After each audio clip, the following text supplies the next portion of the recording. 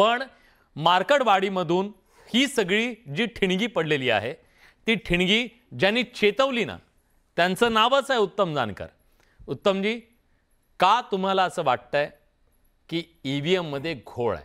पण त्याच्या आधी माझा पहिला प्रश्न, तुमचा झालेला विजय तुम्हाला मान्य आहे की नाही? नक्कीच या स्टुडिओमध्ये मला बोलवलं त्याबद्दल तुम्हा सर्वांचं मनापासून आभार मानतो, कारण हे देशाच्या राज्याच्या पटलावरती ठेवणं गरजेचं होतं. अगदी बरोबर. मी निवडून आलो तो मी निवडून मला जेवढं मतदान पडलेलं आहे 1,21,000 एवढ्या मताधिक्याने मी त्या ठिकाणी निवडून आलेलो आहे. जी 1,08,000 माझ्या विरोधकांना म्हणजे राम सातपुते साहेबांना जी मतं पडलेली आहेत त्याच्यामध्ये त्यांना फक्त 54,000 इतकीच मतं पडलेली आहेत. आणि ज्या वेळेला भारतीय जनता पार्टीला एक मत पोल होतं त्यावेळेला दुसरं मत माझं त्या ठिकाणी ट्रान्सफर झालेलं आहे. असं मी ग्राउंडवर काम करणारा कार्यकर्ता आहे. बरं. त्यांना 1,08,000 एवढी मतं त्या ठिकाणी मोहिते पाटील सोबत आहे, मी सोबत आहे. आणि याही पलीकडे जाऊन मी सांगतो, मी गेल्या 3 निवडणुका पराभूत आहे, पण कधी मी म्हणजे ईव्हीएमवर शंका घेतली नाही आणि ते घेण्याचं पण कारण नाही.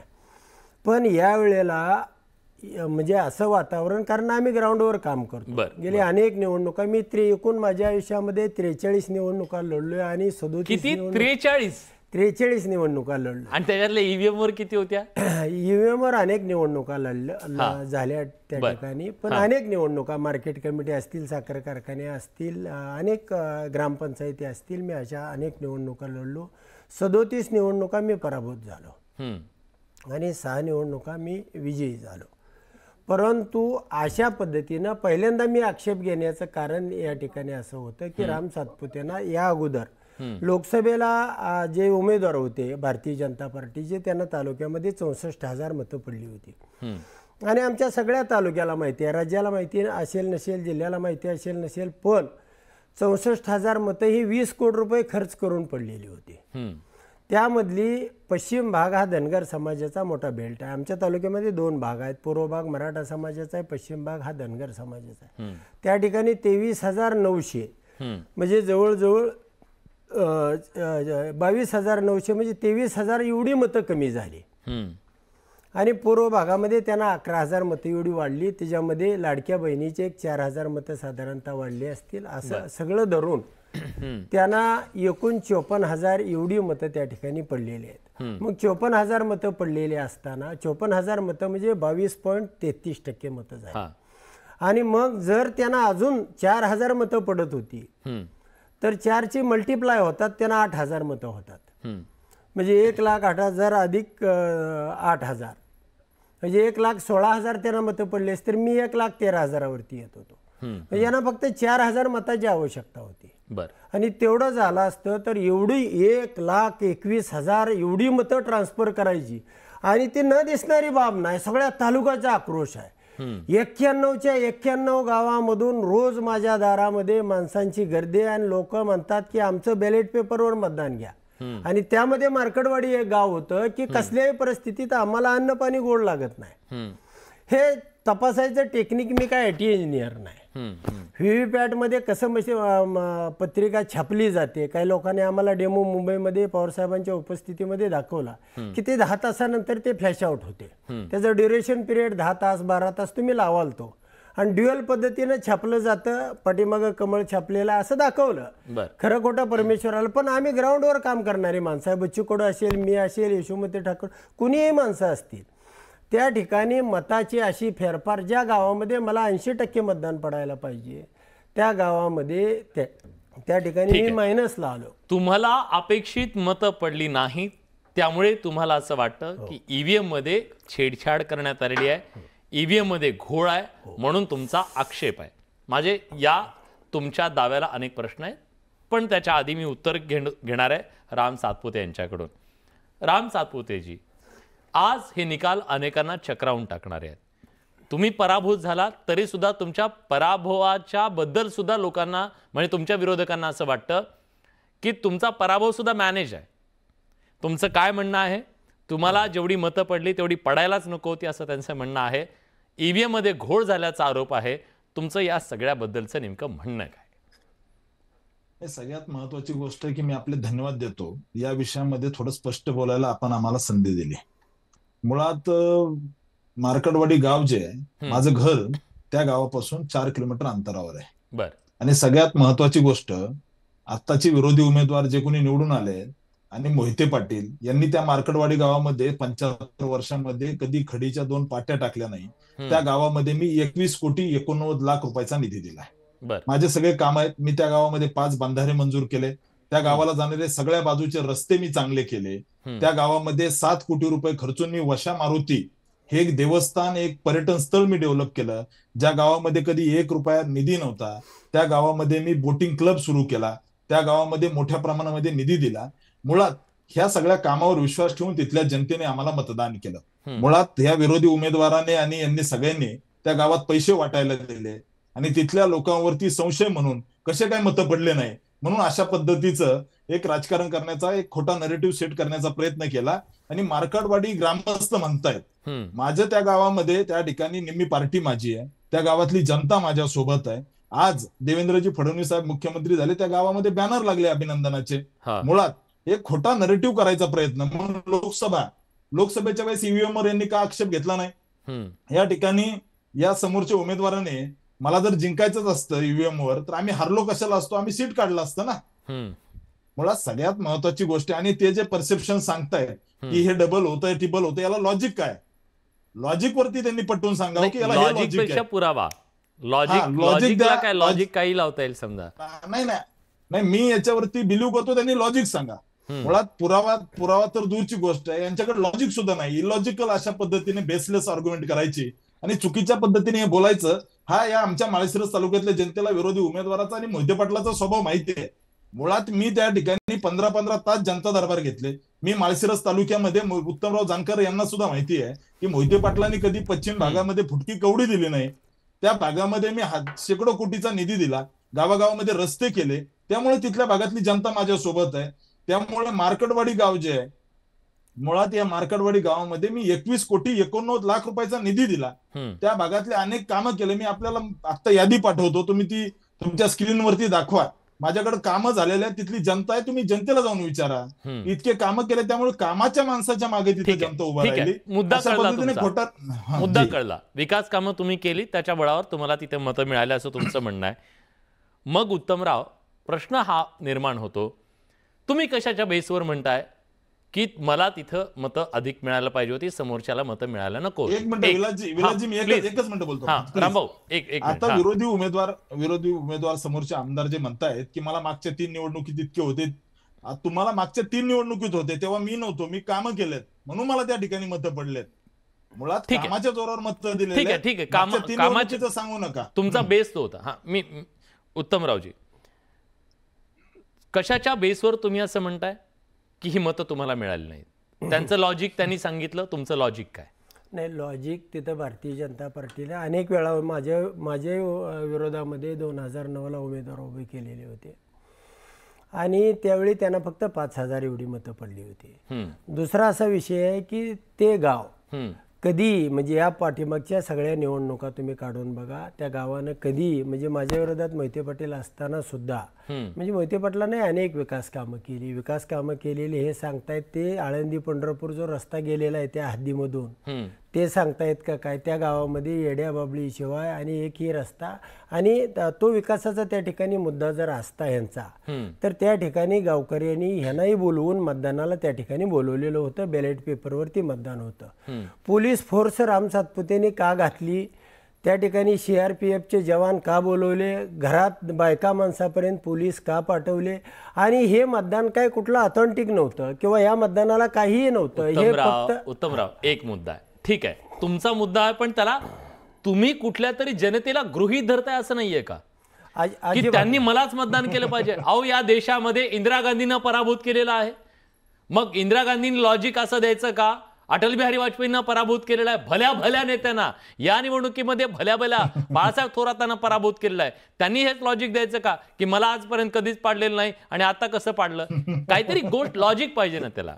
नाही त्याला आणि तुम्ही लोकांना गृहीत कसं काय धरू शकता? त्याला लॉजिक असं आहे की सगळं गावच्या गाव तालुक्यामधला ग्राउंड मध्ये काम अजिबात नाही. करणारा मी कार्यकर्ता चार आहे. पुढारी होते यांचे, बाकी गेल्या कोणी अनेक निवडणुका हा मी त्या ठिकाणी लढलेलो आहे. मला लोकांची मानसिकता माहिती आहे आणि म्हणून मी सुद्धा त्या ठिकाणी ताकदीने एवढ्यासाठी उभा राहिलो होतो की दूध का दूध पाणी का पाणी, बाप दाखव नाही तर श्राद्ध घाल. दुसरं काय तुम्हाला ईव्हीएम समजावून सांगता येत नाही, ते हॅक कसं केलं सांगता येत नाही, ते ट्रान्सफर केलं कसं सांगता येत नाही, तुम्हाला ते व्हीव्हीपॅट कसं ड्युरेशन पिरियड मध्ये उडवलं जातं हे सांगता येत नाही. मग असे अनेक प्रश्न जे देशाला पडलेले आहेत कुणालाही सांगता येत नाही, आयटी इंजिनियरला सांगता येत नाही. हे साधं लॉजिक आहे. मी आज राजीनामा देतो माझ्या आमदारकीचा. मी निवडणूक आयोगाला मी उद्याच्या उद्या पत्र देणार आहे, उद्या किंवा परवा दिवशी देणार आहे, माझा राजीनामा मंजूर करा आणि अख्ख्या तालुक्याची निवडणूक उद्याच्या उद्या लावा, बॅलेटवर लावा. आणि मला जर 9 लाखापेक्षा अधिकचं मतदान झालं तर हा उत्तमराव जानकर त्या ठिकाणी पराभूत घोषित करा आणि जो निवडून येईल त्याला विजयी घोषित करा. Rambhau, challenge accepted. 100% challenge accepted आहे, पण ते प्रशासनाने घेतलं पाहिजे. यांचं असं झालंय की एमपीएससीच्या परीक्षामध्ये विद्यार्थ्यांनी नापास झाल्यानंतर सांगायचं मला माझ्या गावामध्ये परीक्षा द्या, त्याची आम्हीच पेपर छापू, आम्हीच त्याचे परीक्षक असून आम्हीच निकाल लावू. अशा पद्धतीचं चालतं का? तालुका खर्च भरेल फक्त निवडणूक आयोगानं माझा राजीनामा मंजूर करून त्या ठिकाणी निवडणूक बॅलेट पेपरवरती घ्यावी. हे देशामधलं राज्यामधलं चित्र स्पष्ट करण्यासाठी एवढाच मार्ग आहे. ठीक आहे, ठीक आहे. मला बोलू द्या, माझं कंप्लीट करू द्या.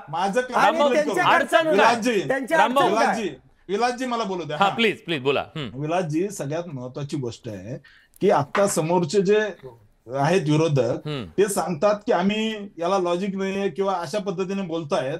मार्केटवाडीमध्ये काहीच झालं नाही. माळशिरस तालुक्याची जनता पाहती आहे. मी समोरच्यांना सांगतो की त्यांनी छातीवर हात ठेवून सांगावं मार्केटवाडीत उद्या तुम्ही कॅमेरा पाठवा, त्या गावात काय झालंय तुम्हाला दिसेल, मी काय काम केलंय. अशा पद्धतीने हवेत गोळीबार करायचा आमच्या तालुक्यांना त्या ठिकाणी उत्तमराव जानकरांचा स्वभाव माहिती आहे. उत्तमराव जानकरचा खोटारडेपणा हा माळशिरस तालुक्याला माहिती आहे. माळशिरस तालुक्याला तुमचा खोटारडेपणा माहिती आहे. तालुका खर्च करेल सगळी शासकीय राजीनामा आणि एका गावामध्ये एका गावामध्ये मोहिते पाटलांनी उत्तमराव जानकरनी 40-40 लाख रुपये वाटले तरी तुम्हाला फेस आणला आम्ही. माळशिरस तालुक्याच्या जनतेने काय बोलता तुम्ही, काय सांगायला लागले तुम्ही? माळशिरस तालुक्यामध्ये निधी आणलाय निवडणुकीमध्ये तुम्ही. एका गावामध्ये 40-40 लाख वाटले. एका गावामध्ये उत्तमराव जानकरांनी मोहिते पाटलांनी 40-40 लाख वाटले. तुमची माती या निवडणुकीमध्ये माळशिरस तालुक्याच्या जनतेने केली. तुम्हाला आग लागली त्याच्यामुळे तुम्ही अशा पद्धतीने बोलताय. घ्या निवडणूक, तुम्हाला कोण घाबरतं? घ्या निवडणूक, समोरासमोर होऊ जाऊ द्या. मला एका प्रश्नाचं उत्तर घ्यायचंय.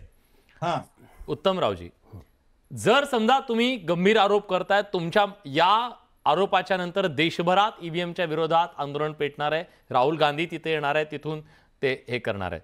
जेव्हा आपण एखादा आरोप करतो तेव्हा तो आरोप गंभीर आहे तर मग त्याचं गांभीर्य तेव्हा वाढतं जेव्हा त्याच्याबद्दलचे काही पुरावे असतील. तर आपल्याकडे ईव्हीएमच्या हॅकिंगचे, ईव्हीएमच्या छेडछाडीचे किंवा त्याच्याबद्दलचे इतर काही पुरावे आपल्याकडे आहेत का? नक्कीच बडे साहेब, हा सगळ्यात महत्वाचा मुद्दा तुम्ही मांडला की हा मुद्दा कुणी सिद्ध करू शकलं नाही आणि परंतु तरी मशीन मध्ये हे मत ट्रान्सफर होतात ही देशाची, मी म्हणतो किमान शंका तरी. बरोबर, अगदी बरोबर आहे. मला ऍक्च्युअली माहिती आहे ते ट्रान्सफर कसं झालंय, कसे त्यामधनं मत गेलेले.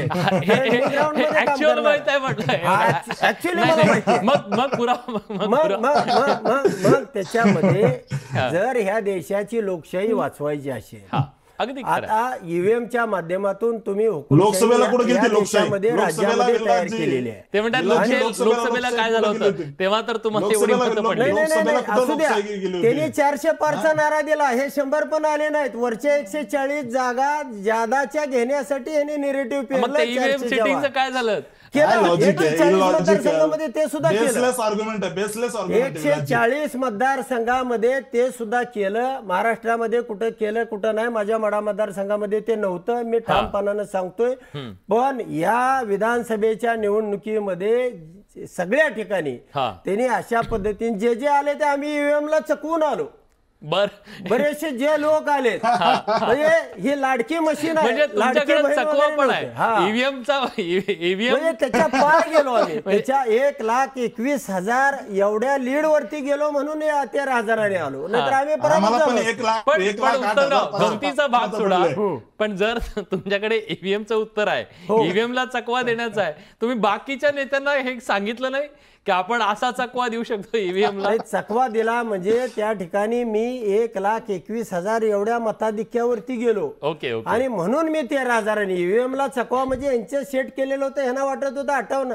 लोकसभेला 64,000 मतं पडले, तेवढी तरी किमान मतं ह्यांना पडतील. पण हे 5 महिने ऑस्कॉन्ड होते, एकाही माणसाचा तालुक्यामध्ये फोन उचलला नाही. फॉर्म भरण्याच्या दिवशी आले आणि फॉर्म भरण्याच्या दिवशी आल्यानंतर माणूस फक्त पैशाच्या जोरावरती 14-15,000. आमच्यामध्ये अनेक निवडणुका झाल्या, संजय शिंदे त्या ठिकाणी लोकसभेला उभे होते, त्यांनाही 42,000 एवढी मतं होती. ह्यांना सुद्धा 40,000 मतं ही निगेटिव्ह मध्ये असतात, नाही असं नाही. पण वरची 14,000 मतं ह्यांना 50-60 कोटी रुपये खर्च करावे लागले. त्यावेळेला त्यांना 14,000, त्यांना 58,000 मतं मिळवायची होती, पण ती त्यांना मिळवता आली नाही. ठीक आहे रामभाऊ, हा माझ्याकडे एक इंटरेस्टिंग आकडेवारी आहे, मी ते दाखवणार आहे प्रेक्षकांना. सगळ्यात महत्वाची गोष्ट विलासजी, या उत्तम जाणकारांनी माळशिरस तालुक्याच्या पश्चिम भागामधल्या लोकांनी मंगळसूत्र मोडून कारखाना उभा केला, यांना पैसे दिले, यांनी तो विकून टाकला, त्या लोकांचे शेअर्स मधले पैसे खाल्ले, त्या लोकांना त्या ठिकाणी उघड्यावर आणलं. माळशिरस तालुक्याच्या पश्चिम भागामध्ये लोक हे समोर आले तरी त्या ठिकाणी घरं लावून घेतात, अशी यांची परिस्थिती आहे. माझ्या 5 महिन्याचं काय सांगता, मी 5 वर्ष काम केलंय, माझे 12-12, 15-15 तास जनता दरबार चाललेत.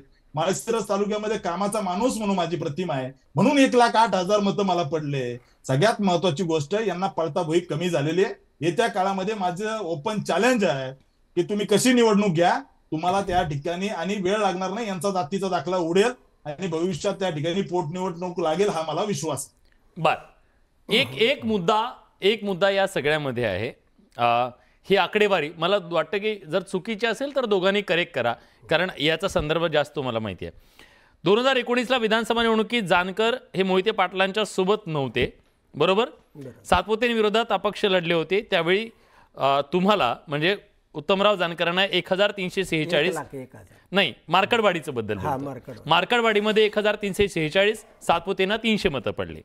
2024च्या लोकसभा निवडणुकीत धैर्यशील मोहिते पाटील यांना या गावात 1,021, राम सातपुतेंना 466 मतं पडली.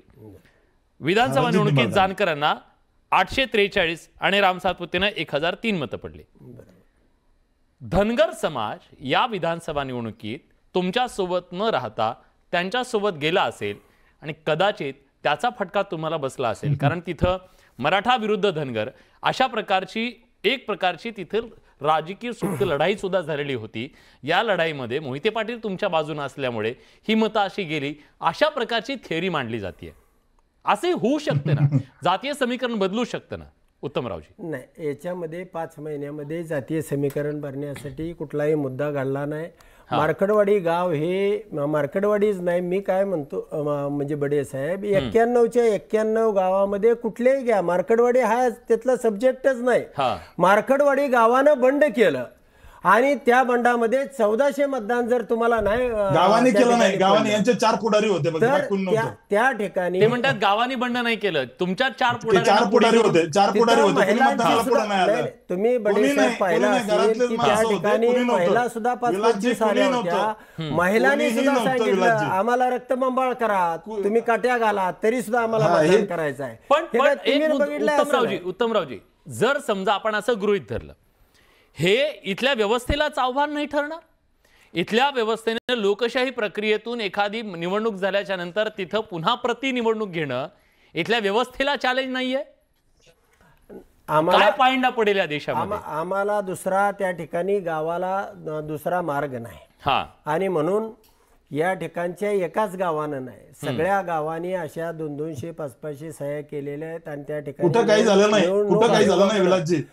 निवडणूक आयोगाकडे पहिल्यांदा आम्ही जाणार आहोत आणि निवडणूक आयोगाच्या समोर तुम्हाला एका म्हणजे विधानसभा क्षेत्राची निवडणूक ही बॅलेटवर घेता येऊ शकते का नाही, सगळ्या देशाचं फ्लॅश आउट चित्र होणार आहे. आणि रामभाऊला त्याच्यामध्ये अडचण असायची काय, रामभाऊ उद्या आमदार होऊ शकतात ना.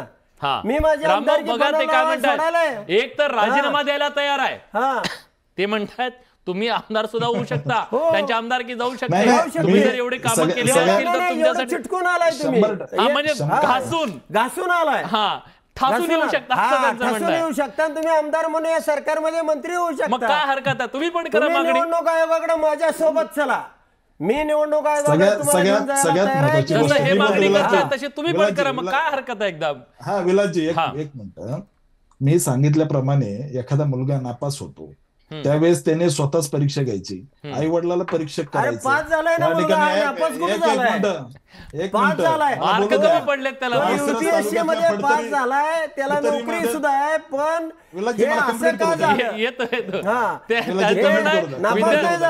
हे बघा. आणि रामभाऊने लिहून द्यावं, मी टीव्हीच्या माध्यमातून म्हणतोय उद्या फ्लॅश करावं, तुम्ही पेपरला द्यावं, उत्तमराव जानकर बरोबर मी यायला तयार आहे आणि या तालुक्यातली पोटनिवडणूक आणि बॅलेट वरती घ्यायला तयार आहे. मी निवडणूक आयोगाला लेखी देतो त्या पद्धतीने सुद्धा पाठवतो. उत्तमरावजी, त्यांचं म्हणणं आहे विद्यार्थी नापास झालेला नाहीये, पहिल्यांदा तर ते तुम्ही मागे घ्या, विद्यार्थी नापास नाही, विद्यार्थ्याला नोकरी लागलाय, फक्त विद्यार्थ्याला मार्क कमी पडले, हा आक्षेप आहे. आता मी बोलतो, प्लीज बोला. उत्तमरावजी, तुमची इच्छा पूर्ण होणार आहे. मोहिते पाटलांनी डोळसला कोर्टात पाठवून तुमचा जातीचा दाखला तुम्ही विषय ड्रायव्हर करू नका, तुम्ही विषय तुम्ही निवडणूक आयोगाकडे येणार का नाही, लिखी देणार का नाही एवढं सांगा. मी आमदारकी ही लोकशाही जीवन ठेवण्यासाठी मी माझी आमदारकी सोडायला तयार आहे. ओपन चॅलेंज यामध्ये रामभाऊ विषय तुमचा नाही, या देशामध्ये अराजकता पसरेल, या देशामध्ये ज्या वेळेला मार्कडवाडीचा विषय झाला देशभरामध्ये 60% लोकांनी स्टेटस ठेवली होती, तुम्ही तपासून घ्या. ठीक आहे, आपण उत्तर तर घेऊ, उत्तर द्या. आणि तुम्ही विषय ड्रायव्हर्ट करून बोलू नका, ते सुप्रीम कोर्टाने दाखला दिलेला आहे, त्याच्यावरती 17 वर्ष लढाई झालेली आहे. सुप्रीम कोर्टने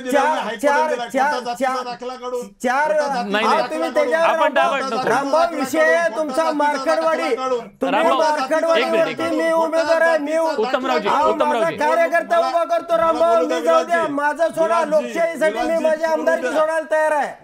त्यामध्ये ऐका,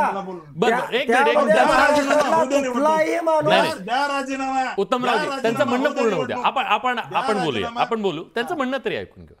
माझं विलासजी महाराष्ट्राच्या या ठिकाणी निवडणूक आयोगाला आणि सगळ्या जनतेच्या समोर सांगतो, उत्तम जानकरने उद्या राजीनामा द्यावा, बॅलट निवडणुकीला मी तयार आहे. निवडणूक आयोगाकडे निवडणूक आयोगाने लिहून द्यायचं आहे, बॅलेट वरती मतदान घेतो, तुमच्या समोर मी बॅलेट वरती मतदान घेतो, त्याच ठिकाणी निवडणूक आयोगाने राजीनामा माझ्या बरोबर यायचं, माझ्या बरोबर मी त्या ठिकाणी निवडणूक आयोगाला लिखी देतो. ठीक आहे, उत्तर घेऊ, वेळ कमी आहे माझ्याकडे. विलास बडेजी, मला जर हे बोलून देत असले तर मी बोलतो, नाही तुम्हाला बोलू देण्याचं नाही, लोकशाहीसाठी रामभाऊ तुमच्या एकट्यापुरता विषय नाही, त्यांचं पूर्ण होऊ द्या, त्यांचं म्हणणं तर ऐकूया आपण. हे दुसऱ्या विषयाने सर्टिफिकेटचा विषय काढू नका रामभाऊ, आपण नंतर त्याच्यावर शो करू. रामभाऊ समजो, भावना का समजो. तुम्ही बोला, तुमच्या विकासावर बोला, तुम्ही कामं केले, त्यांना बोलू तर द्या, तुम्ही कामं केले, बोलू द्या, प्लीज. विकलेल्या कारखान्याच्या चेअरमनने बोलू द्या आम्हाला, जनतेला फसवून विकलेल्या कारखान्याच्या चेअरमनने बोलून द्यावा. अरे बाबा, सगळ्यात महत्वाची गोष्ट आहे, सगळ्यात महत्वाची गोष्ट आहे, सगळ्यात महत्वाची गोष्ट आहे, सगळ्यात महत्वाची तुमच्या बरोबर असतानाही मला 1,01,000 पडलोय. विलासजी, या ठिकाणी विलासजी काय चाललंय, विलासजी बोलू देताय का नाही? प्लीज. विलासजी, सगळ्यात महत्वाची गोष्ट आहे, माझं या ठिकाणी आता अरे तुमच्यासोबत कसा येईल तुम्हाला निवडणुकीमध्ये, तुमच्या समोर सोबत मी कसा येईल, तुमच्या निवडणुकीला फेस आणलाय आम्ही तुम्हाला, तुमच्यासोबत जनतेचा कसं काय अरे येईल बाबा, मी? मी तुम्ही राजीनामा द्या, आमदार करतोय तुम्ही ना. राजीनामा द्या, तुम्ही तुम्हाला आमदार राजीनामा करतोय द्या. ना. निवडणूक आयोगापर्यंत अरे तुम्ही तुम्ही या राजीनामा द्या. राजीनामा दिला. मी ठीक आहे. सगळा महाराष्ट्र अरे बघतोय. पण- पण एक मुद्दा आहे का? महाराष्ट्र बघतोय या ठिकाणी. एक मुद्दा आहे का? विलाजी या त्यांचा सगळ्याचं माईक बंद राजकीय करा. भांडवल तुमच्याकडून केलं जाणार, ह्या मुद्द्याचं केवळ राजकीय भांडवल केलं जाणार आहे? यातून पळवाट आहे ही, किंवा खापर फोडण्याचा प्रयत्न आहे, की एका लॉजिकल एंड पर्यंत तुम्ही हे सगळं घेऊन जाणार आहात? नाही, माझं नक्की. शेवटची एक कमेंट. मिनिट, विलाजी माझं म्हणणंच मांडून नाही दिलं. बरं ठीक आहे, ठीक आहे, तुमची शेवटची कमेंट. विलाजी- आणि उत्तमरावजी विलाजी बोलून त्यांची नाही दिलं मला. कमेंट होईपर्यंत प्लीज तुम्ही बोलू नका, Yes. कारण माझं काम आहे प्रत्येकाला न्याय देणं. नक्की. हा, शेवटची कमेंट. मी महाराष्ट्राच्या जनतेला सांगतो आणि समोरचे उमेदवार जे निवडून आले त्यांनाही सांगतो की उद्या मी, आणि टीव्हीच्या समोर सांगतो, हा रेकॉर्डेड व्हिडिओ ठेवा. त्यांनी उद्या जाऊन राजीनामा द्यावं आणि प्रशासनाने बॅलेट पेपरवर निवडणूक घ्यावी. मी निवडणुकीला जायला तयार आहे हे मी त्या ठिकाणी त्यांना समोर सांगतो. त्यांनी उद्या राजीनामा द्यावा. Done. परवा दिवशी निवडणूक लावली तरी माझी तयारी आहे. डन. हे होईना बात. ठीक आहे, पण आता या सगळ्याबद्दल मी तुम्हाला प्रश्न विचारला, त्यांनी चॅलेंज ऍक्सेप्ट केलं, पण याला लॉजिकल एंड पर्यंत तुम्ही नेणार आहात का? खरंच ईव्हीएमला हद्दपार करू शकतो का आपण, की केवळ हे टेम्पररी आहे? नाही, नक्कीच ईव्हीएम या पुढच्या कोणत्याही निवडणुकीमध्ये ती असणार नाही. नंबर 1. नंबर 2चा विषय असा आहे की ही जी धग आहे, ही जी आग आहे, ही जी क्रांतीची लोकांमध्ये जी सगळं पेटलेलं आहे मनामध्ये, की अशा पद्धतीनं मतदान आमचं गेलं कुठे, हे माझ्या एकट्या मतदारसंघामध्ये नाही. माझी जर 1,00,000 मतं ट्रान्सफर केली जात असतील तर ती दिसणार आहे. बरोबर. आणि तुमचं ते 10 किंवा मतं 5 गेली किंवा कुठे? 2. हा, ती तुमचं- मतं गेली कुठे हा तुमची यांचा मतं- सवाल आहे. मतं- उत्तमरावजी, माझा वेळ संपला आहे. ऐका. खरं तर मला तुमची 1 तासाची मुलाखत घ्यावी लागेल. ही लोकशाही वाचवण्यासाठी ही लढाई आहे तुमची. ही लढाई आहे, आणि तुमचे 10,000 5,000 मतं तुम्ही लपवू शकता. ठीक आहे, आम्ही 1,00,000 जनतेला प्रश्न विचारला. आम्ही जनतेला सुद्धा हा प्रश्न विचारला. तुम्ही